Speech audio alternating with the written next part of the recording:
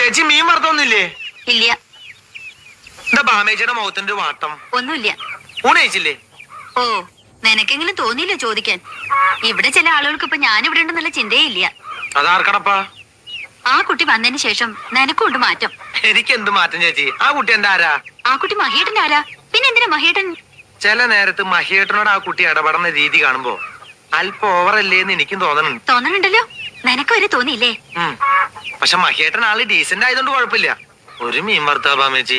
ഇല്ല, ഉള്ളത് കൂട്ടി കഴിച്ചാ മതി. ഒരു മീൻ വറുത്താ ബാമേച്ചി? ഇവിടെ വല്ലപ്പോഴുള്ള മീൻ വറുക്കുള്ളൂ. കമലമ്മേ, ലക്ഷ്മണൻ ഒരു മീൻ വറുത്ത് കൊടുക്കൂ. അത് ബാമേച്ചി പറയരുത്. ആ കുട്ടി ആ ടൈപ്പൊന്നല്ല. ഒരു ആരോഗ്യമില്ലാത്തൊരു അനാഥ കുട്ടി. അത് ഇവിടെ ഒരു കോഴിക്കുഞ്ഞിന്റെ പോലെ